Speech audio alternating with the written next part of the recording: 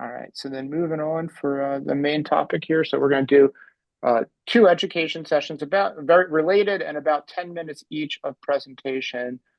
First hearing from Jonathan Stone on Material X, and then hearing from Ed Mackey on glTF PBR, especially with their perspective there, looking at open PBR. And I think we'll do Q&A after each one. And then, as usual, for folks who can stay on past the 3 o'clock East Coast time for any water cooler, we can do additional chat. So with that said, I'll stop the screen share, and Jonathan, over to you. Thanks so much, Patrick, and thanks to Lossie for setting this up today. Let me go ahead and set up the screen share, always the trickiest part. So yeah, I'm Jonathan Stone from the Lucasfilm ADG. This is following up from a talk we gave in this very same forum, I think a couple of years ago, back in 2023, and I wanted to give some updates on the Material X project. As always, I think the most interesting part of the discussion will be sort of along the edges of the two talks that Ed and I are giving, and finding areas of overlap and areas to take things forward. But I think it's important to give the background on what's happened in the Material X project over the past couple of years to set the stage. And also we'll talk a bit about the roadmap part, which is things that we're already working on over the next year. So in this section, I'm just going to give the briefest background on the project. I think probably most folks are familiar, but there's always somebody in a group like this that isn't. So Material X was launched at Industrial Light and Magic way back in 2012. It's designed to express materials independently of both the applications in which the materials are authored and the renderers in which they're converted to images, either in real-time engines or in offline rendering for films or television. The very first production use of the technology was on Star Wars: The Force Awakens back in 2015, and you can see that essentially a Material X created asset in the Millennium Falcon in the upper right, and in the lower right is a contemporary real-time experience, or contemporaneous, from around the 2015 time period. Material X was very much forged in a series of industry collaborations. It's not really the product of any one team. The very first collaboration was with Autodesk back in 2016, where they helped to contribute really fundamental pieces of the puzzle, like physically based shading nodes and shader code generation. The project was released as open source the next year, 2017, and then it evolved through a series of collaborations with many, many teams, but very prominently from that time, Pixar, Sony Pictures Imageworks, Side Effects, NVIDIA, and many more in the present day. Material X joined the Academy Software Foundation in 2021, which has really helped to extend our reach and access to expertise across the industry.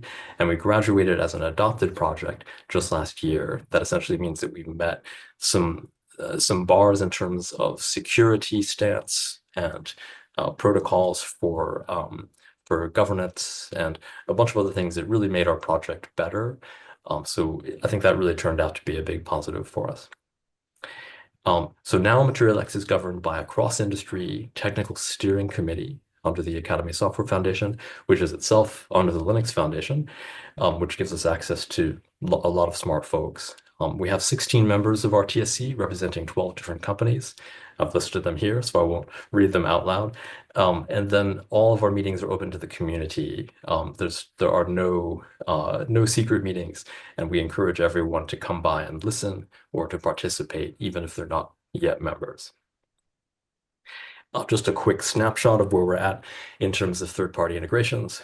All the ones on the left outside of the box, those are ones that have historically supported Material X. The two new ones as of last year are Octane Render from the folks at Otoy for the GPU rendering system.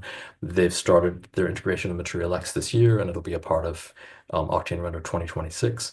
And then the one at the bottom, it's a logo a lot of people are not familiar with, but that's the relatively new Substance viewer, the Substance 3D viewer, which is meant to view USD and Material X assets in a sort of a common framework, supporting both real-time rendering and path tracing. So now I'll jump to the updates that have happened, especially since the last time that I was here. One big event from last year was the release of MaterialX 1.39.2, which had a bunch of really big pushes forward in terms of shading technology. We added support for the Chang hair BSDF. This was contributed by NVIDIA, and that's what you're seeing in the upper right. We added generic color ramps contributed by Autodesk, and that's in the lower right.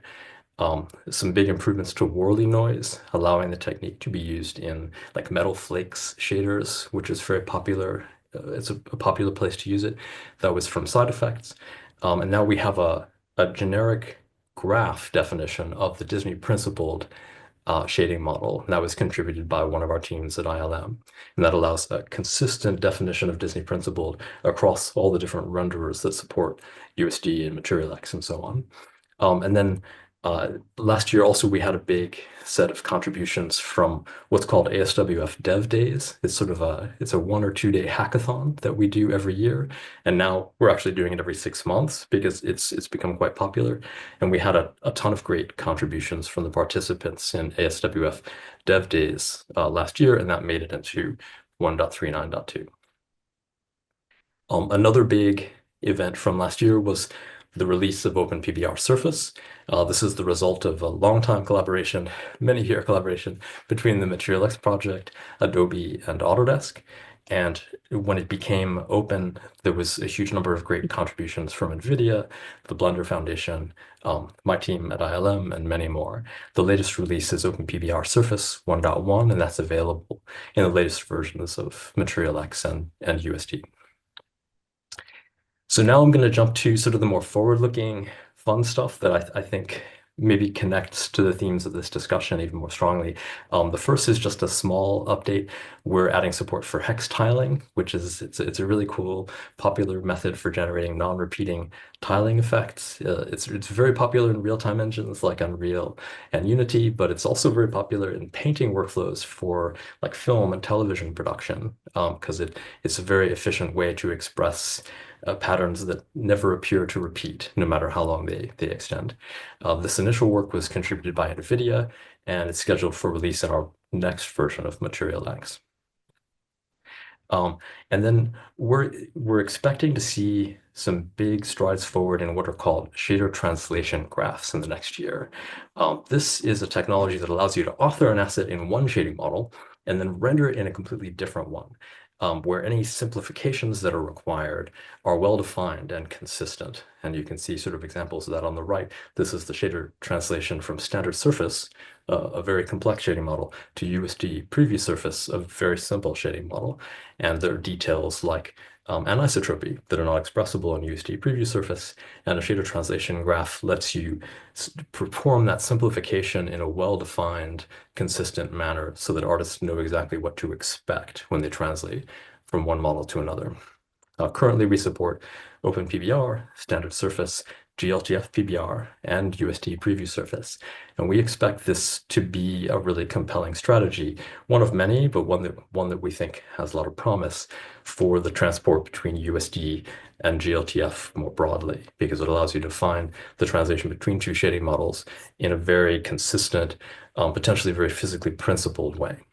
We can talk about that more after our talks. And this year, we're expecting to collaborate with the community on a bunch of new and improved pathways. People want to go from OpenPBR directly to USD preview surface, all sorts of different pathways that don't yet exist in high quality, but there's interest in contributing those this year. I'll also mention this year we started a much closer collaboration between the USD and MaterialX teams. Historically, of course, we've collaborated on the designs of the two projects, making sure that all our terms are aligned and concepts are interchangeable. But recently, we've begun work to extend this collaboration to the validation and releases of our two code bases, making sure that there's as little friction as possible when new releases come out. And I think that has already borne fruit this year. The new versions of MaterialX and USD, the USD 25.05 just came out a few days ago, supports MaterialX 1.39.3 as its default version, which is a big step forward for us. This is, of course, responding to strong demand from companies that rely upon both projects. Historically, there's been more friction in those integrations, and we're working really hard across our two teams to make that as smooth as possible. And then this is a really cool one that connects to Kronos. There's strong community interest this year in generating slang shaders. It's originally a project from Stanford, and then through NVIDIA, and now to Kronos. Um, Slang shaders directly from Material X graphs. This has a lot of powerful outcomes if we're able to achieve this collaboration. It can simplify the generation of not just existing languages like GLSL and MSL, but future shader generation targets like HLSL, web GPU shading languages, and so on. I think this is an exciting project for us, and I think there's a great potential for direct collaboration between the Academy Software Foundation and the Kronos Group, representing Material X and glTF, respectively. I think that is it for me. Jonathan, awesome. Great job on time. And I mean, you packed all the info in there. So let's go to Q&A. I'd say we probably do about 10 minutes for discussion. Who has the first question? Folks, don't be shy. And we could always follow up with questions after Ed has had a chance to speak as well, giving both perspectives. Sure. Yeah, does anyone have anything now? I'll shoot a quick one. Hi, Jonathan. I think you showed it on one of the slides, but just for this audience here, you have the web viewer. Well, so the materials library comes with like a native viewer and a web version. Do we maintain parity between those? Like from a rendering perspective, or are we making sure that the web one can render the same as the native one, or is there anything you can speak to that aspect? Yeah, they should be almost identical. Because really the only difference is we're rendering in ESSL for the web viewer and GLSL for the native desktop viewer.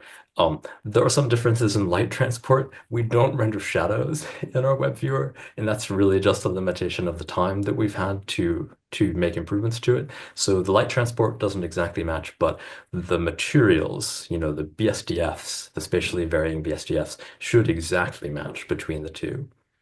Yeah, that was what I was suspecting. But yeah, I think that's, I mean, and both of those I think are useful for people that want to, start to play around with Material X and see how things work. It's very simple to build and just poke around with the viewer, whether you're in the native viewer or running in a browser. Mike has a question.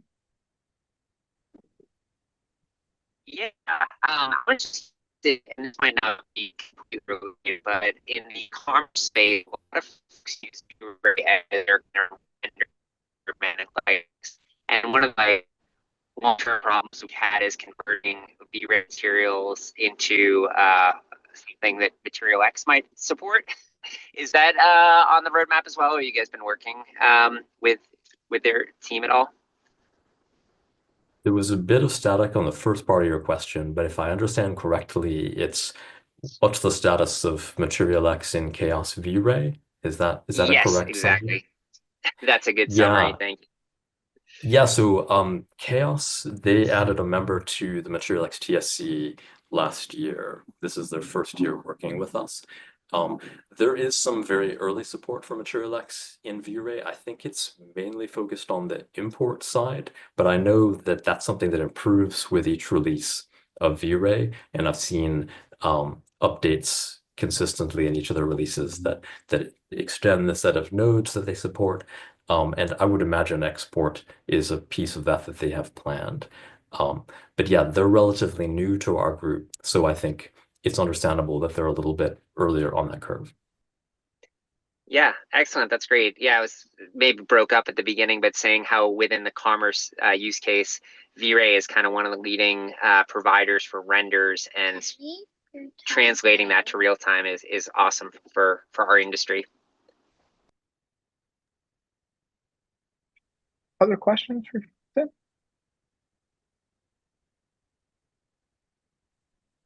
Cool. Okay, we'll do one more round of applause.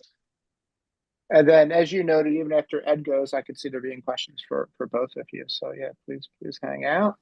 Okay, so next up we have Ed Mackey from AGI, part of ANSYS, a longtime contributor to the world of 3D and to the Kronos 3D formats working group, one of the world experts in glTF PBR. So Ed, over to you. Oh, goodness. Don't build it up too much. I don't have any screenshots of Star Wars or anything like that in my slide deck. All right. Thanks, Patrick.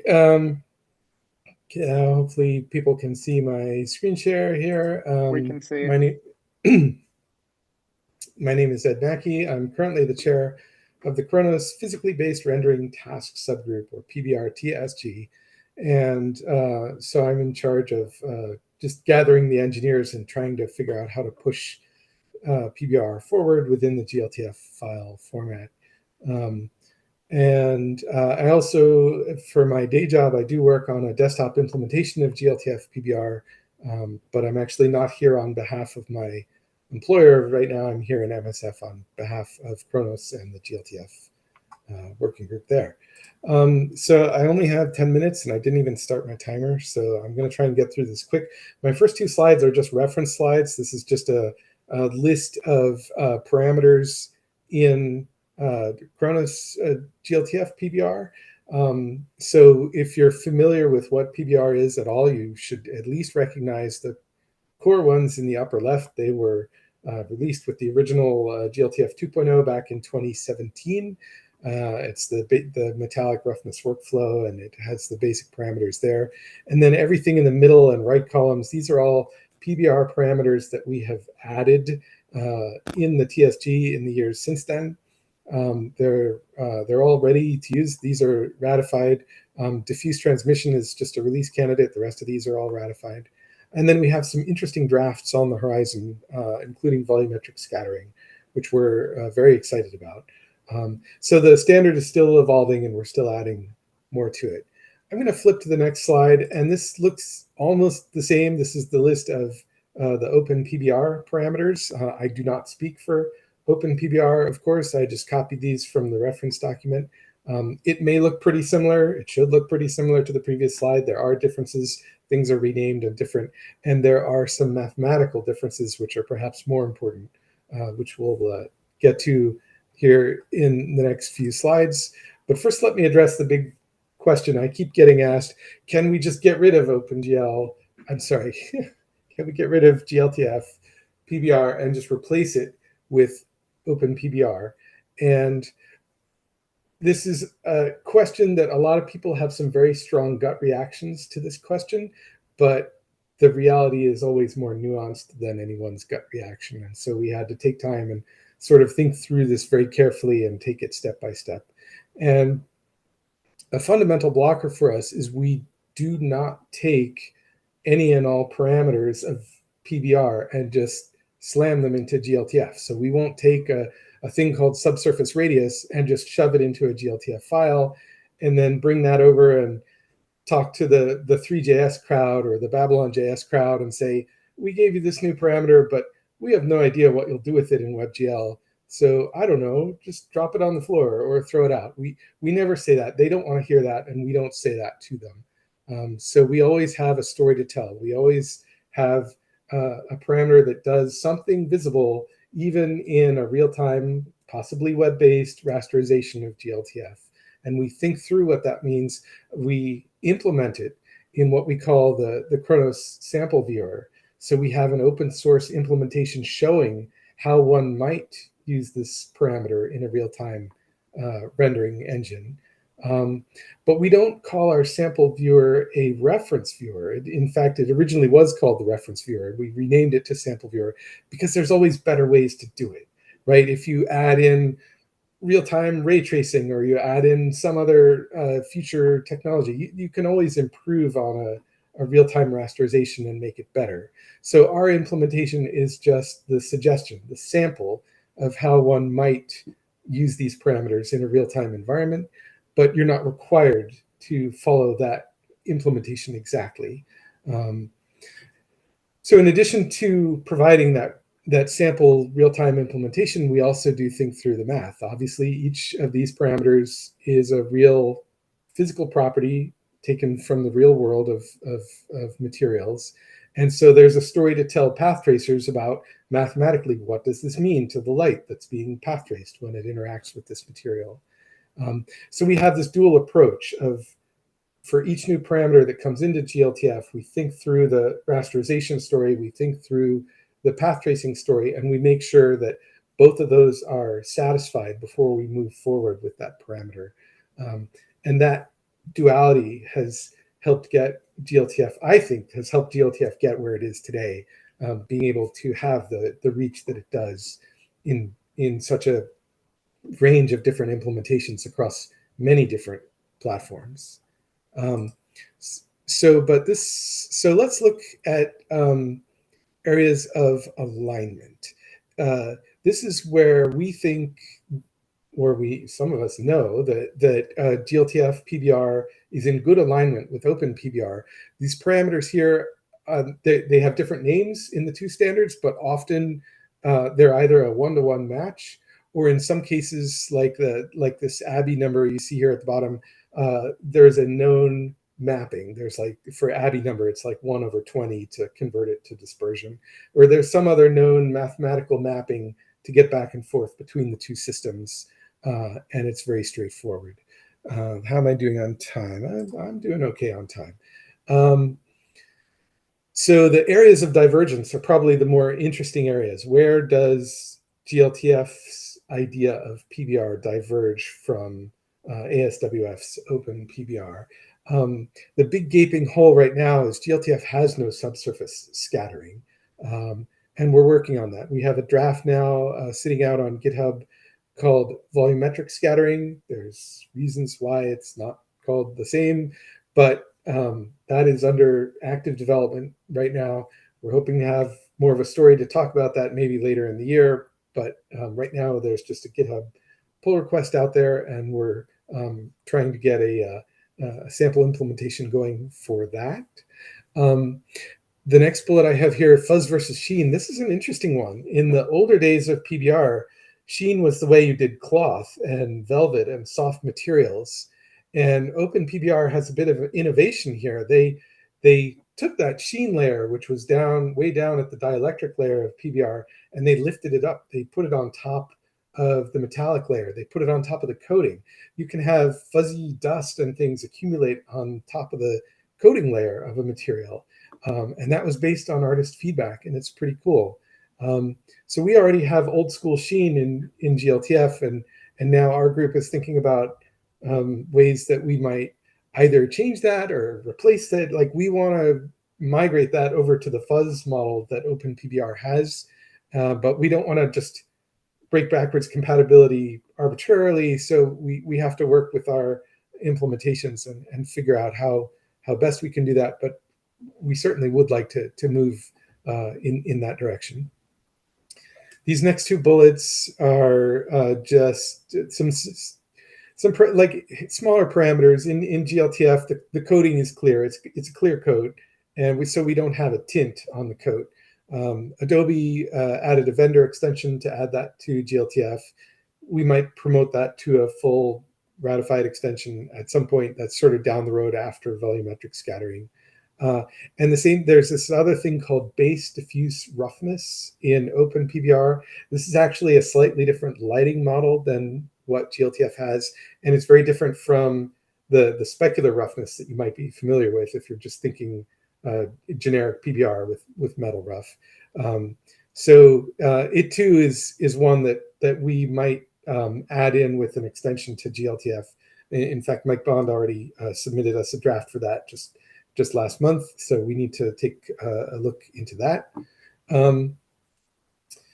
This next bullet is volumetric parameters. So you have a volumetric parameter like index of refraction. It's not just something that happens at the surface, it's something that happens through the entirety of a volume of material. And in glTF, we've been very careful to make those parameters uniform. That is, they cannot change through the middle of the material, because in glTF, we don't have a way to specify a three-dimensional texture yet. At some point, maybe there'll be an extension for that too, who knows? But for now, we don't.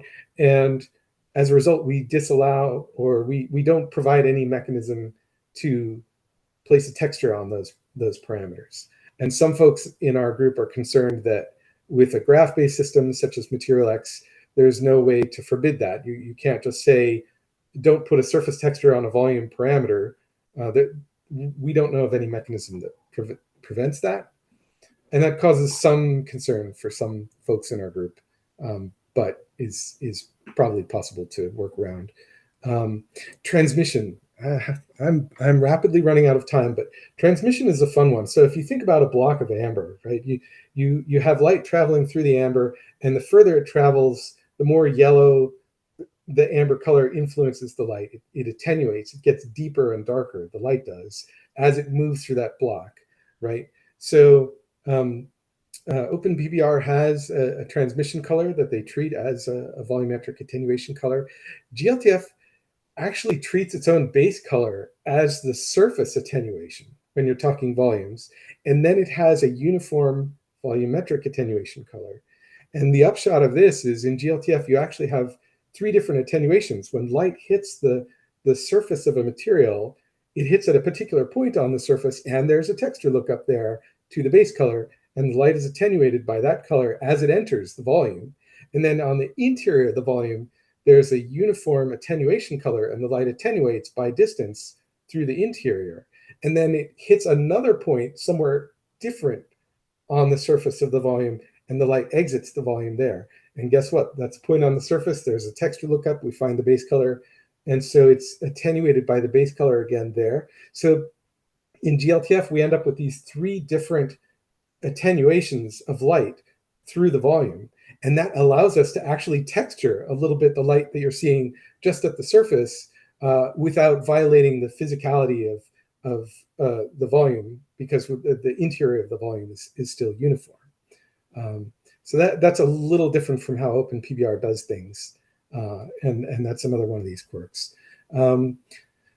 And we ship helper textures in glTF. So for things that path tracers compute that the rasterizers don't have access to, like ambient occlusion and volumetric thickness and stuff like that, we offer a way to ship helper textures to sort of suggest what the right answers might be for rasterizers there. But we tell the path tracers, don't worry about that. Just do your normal path tracing thing, and you'll calculate a better result than that helper texture would give you.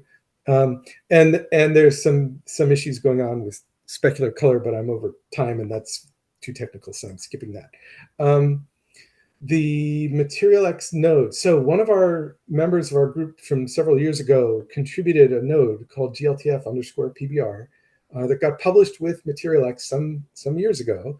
And to my knowledge is still true to the specification of glTF and its material model and its lighting model. The problem is it's a little out of date now. It's the original author has moved on. We've added iridescence to glTF. We added dispersion to glTF. None of that stuff is reflected in our node in MaterialX. So we are looking for help on that.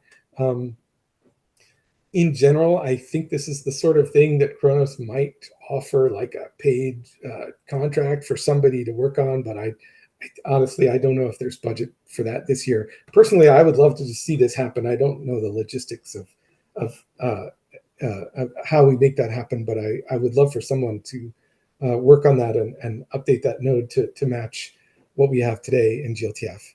And 12 minutes in. Okay, so before I sign off, on the Q&A screen that Jonathan showed you, there was a lovely chess set, and I'm going to show you our version of the same chess set. This is a beautiful game from Side Effects converted to glTF.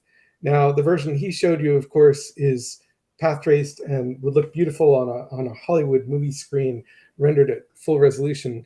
The one I'm showing here is in the Khronos sample viewer. It does not look as cool as the one he showed you, but it's interactive. I'm not playing a video here. This is me fooling around with the mouse in real time, and it really is rendering this at interactive rates. And so that's part of the allure of glTF, is you can take a model like this, you could put it in, like you could load this into Blender and run it through cycles and really path trace it for real, or you could load it into Three.js or Play Canvas or Google Filament and put this IBL on it. This is the Polyhaven Aerodynamics Workshop IBL, and you could play chess with this, right? You could actually write some JavaScript code to say when the player clicks on a piece, you need to move this node of the glTF to the next square over on the chessboard, and you could actually make a whole interactive thing out of this. It would work on the web. It could work in a VR headset. It could work on a high-end smartphone. So that's part of the reason we're so focused on making sure that our parameters work in these different environments. And with that, yeah, I'm way over time, but yes, thanks for listening to my presentation. Any questions? Great work, Ed. Appreciate the passion and also just the the clarity on the mission and the philosophy for the glTF PBR. So who has the first question? And Neil has a question. Neil? So thank you both. This was awesome. Kind of cutting to the chase. What are your guys' opinion as where are the most difficult interoperability gaps between the three initiatives that we've talked about today? You know, the Material X and OpenPBR and glTF PBR. You know, where do we need more cooperation or more discussion? You know, to make sure things continue to interoperate in a productive way. I can add one initial note. Also, just thanks to Ed. That's amazing, and it's great to see the open chess set rendering in glTF PBR. And yeah, I'm not surprised that it looks that good, but it does look quite good. I think from our perspective, the one interoperability issue that comes up most frequently for us is having a way to gracefully downgrade looks on target hardware that is, intentionally values performance over visual fidelity. And I think there's a lot of ways that people have aimed to tackle that, but you need some principled way of taking an asset, let's say that was built in OpenPBR, and bringing it to glTF, where you ideally really do want to render it in glTF PBR. And I fully agree with that the idea of trying to have one shading model for everyone, I don't think is the right approach. There's certainly room for debate there, but I don't think that even different teams that are creating assets in the industry want to all work with exactly the same interface. And as much as I think OpenPBR Surface is a great shading model, I think so is glTF PBR, and each of them has its own advantages. One approach that I have been leaning towards in the past year or so is this notion of shader translation graphs, which allows you to take an asset that was authored in OpenPBR and then translate it to another shading model. We don't yet have a graph to glTF PBR directly from OpenPBR, but it's a straightforward technical problem to solve, and it's an area where we can crowdsource very, very effectively. We can define a graph somewhere, let's say on the Material X repository, and people can ship in improvements over time. And we've seen great work in this space in translating from earlier models like standard surface to, let's say, USD preview surface. And I think that shader translation graph, it's used in the industry by a few teams already. And I think, to my mind, that's one of the most promising ways to get there, but we have more work to do in terms of defining these graphs rigorously and then making them available in the tools that want to render these more complex models in applications that really value performance overall. Yeah, I totally agree. And in fact, I didn't even put the shader translation. I should probably add it to this slide, because I feel like I would like to see the glTF PBR node itself get up to date with what we have in glTF first, and then I would like to see a direct shader translation graph from OpenPBR to the updated glTF PBR node, and then it could include dispersion and some of the newer parameters in the translation graph, and I think that would help a lot. And then the other thing I'll point out, in addition to translating all that, one of the things I did this conversion of this model myself, and let me see if I can dare to move the camera around. Here we go. All right. So over here we see the knight and the rook, which they called the castle in this model. I guess it depends where you're from, what you call that piece. But in the original model, these pieces had displacement maps on them. And in glTF, we don't have displacement maps, again, yet. There's people who want to add them, and there's a draft, but it's so far down the road. I don't know when it will happen. So what I did is I ended up baking the displacement maps into tangent space normal maps. So the actual texture you see, like on the ears of the knight, and this even the stonework on the rook here, and just some of the other little, like the pockmarks here, all that stuff. That was all originally displacement mapping in the source model that got baked into normal mapping on the glTF side. So that's not even really a PBR concern. That's more of a geometric concern, if you will, but it's considered part of our PBR model, because in glTF, the normal map is one of the PBR textures that comes through. But that is a big piece of the translation story is, hey, you want to take displacement maps and bake them down into normal maps. You want to bake an ambient occlusion map for this thing. You want to bake a thickness map. Ooh, let's see. Can I show you the ambient occlusion? So now I'm doing a unscripted live demo, which is always dangerous. We must do, oh, there's occlusion. There it is. Oh, yes. So ambient occlusion. If you look at things like the bishop, right, the ambient occlusion map tells the rasterizer, hey, there's a shadow in there. Light can't really get in there all that well. And that's what that texture map says, right? So when you go to render this thing, it looks darker in that slot in the top of the bishop because it's blocking out some light from the IBL in there. So baking that map is an important part of how this ends up looking good in real time. But of course, path tracers don't care about that at all. They ignore that ambient occlusion map, and just the process of path tracing is going to tell you what kind of shadow there is in that little slot there.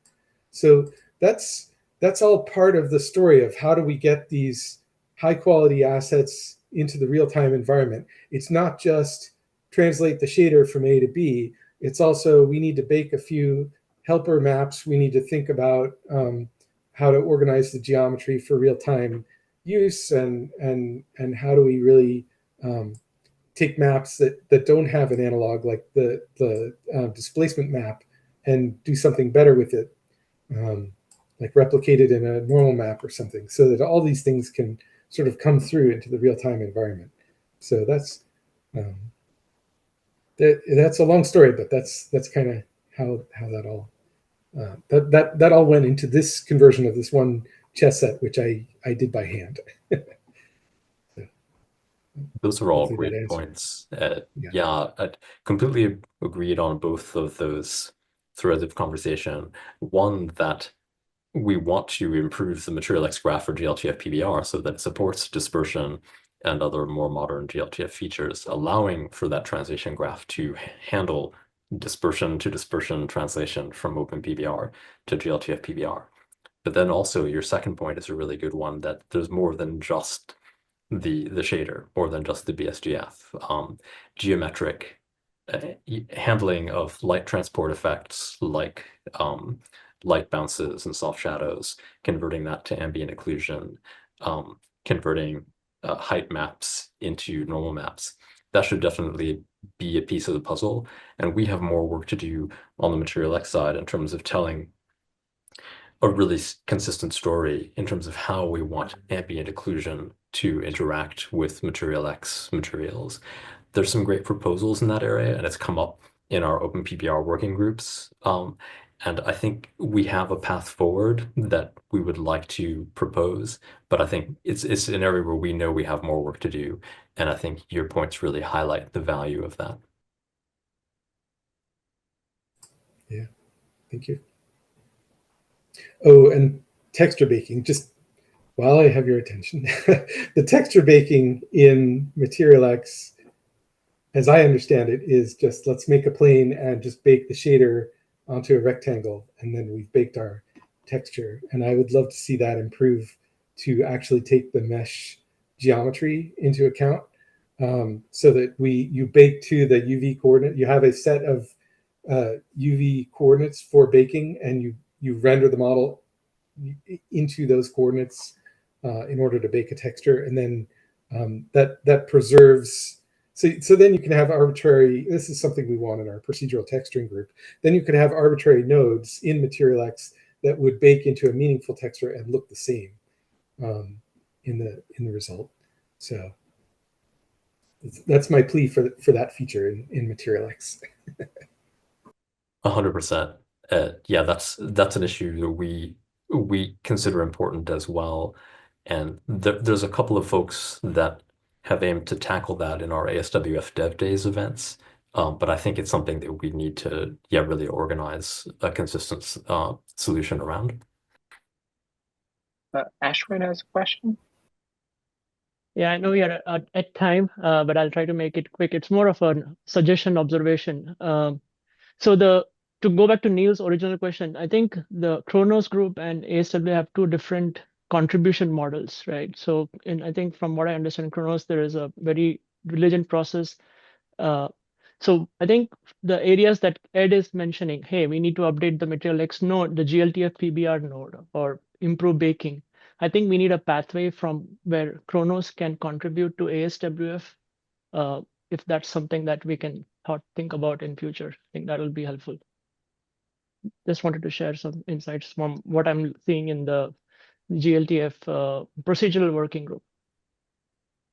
Yeah, that's a great question. I don't think it will be a problem, but yes, it's definitely worth thinking about having clarity. So yeah, Ashwin, thank you.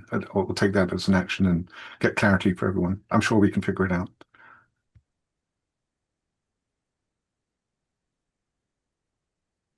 It's great stuff. It's just beautiful. And I think the idea of how to degrade gracefully is really important. And even given the user access to some degradation or simplification controlled. Thank you.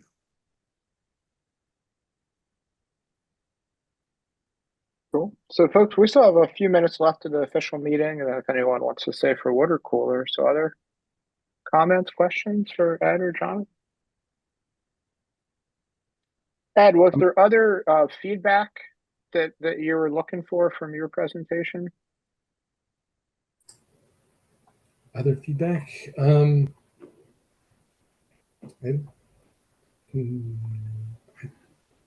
that I didn't say already, I guess. Okay. I mean, tell me what I got wrong. But yeah, it's a translation graph looking back historically to some of the kind of old school names for stuff. Being able to get back, translate up from old or back to old in some cases. Yeah, I think MaterialX does a good job of that. They have, and not just names, but translate like a mathematical translation from different systems, including Autodesk Standard Surface and the glTF node as it is today. So it really shows directly how to take parameter A from the standard and do something to it mathematically and make it compatible with a differently named but similarly intentioned parameter from a different standard on the other side. I think MaterialX does pretty well with that aspect of it. Neil, did you have something you wanted to add? Well, I think Ed just really spoke to it. I was just going to make the comment that if I'm understanding correctly, I mean the translation graph that ASWF are working on, that sounds like the Rosetta Stone, maybe, right? And to translate between everything. That's like a super powerful idea. And really just question to Ed, I mean, can we use that to accelerate bringing our node up to Material X latest? I mean, is that synergistic or is that a separate thing? It's more the other way around. If they work on the translation graph first, they're translating to glTF as it was 3 years ago, and we want them to translate to glTF as it is today. So we need to update our node in Material X first, or we need to get someone to update it. And then once it's updated, then either at the same time or after, then the translation graph could be updated as well. But if it goes the other order, then we have no way to translate iridescence or thin film, for example, because it's just not present in the node that we have now. Yeah. Okay. Yeah, that makes sense. Okay. So it really is important to find someone to help us get that node up to date. All right. Okay. Yes. Yes. So folks, before we end the official part of the meeting, Jonathan, just want to go to you. Was there any feedback that you were looking for that you didn't receive that you want to ask about? I think exactly the conversation we've just had is what I was hoping for, where we're looking at the edges between what Ed and I talked about and opportunities to help bridge across these different projects. So yeah, I feel the questions and the answers that we had today definitely achieved what I was hoping for. Very cool. All right, folks, so just looking at the time, I'll wrap up the official part of the meeting, but anyone who can stay on for a water cooler that could be about materials or anything else, please do so. But let's do one more round of applause for Jonathan and Ed giving us the latest on all things materials.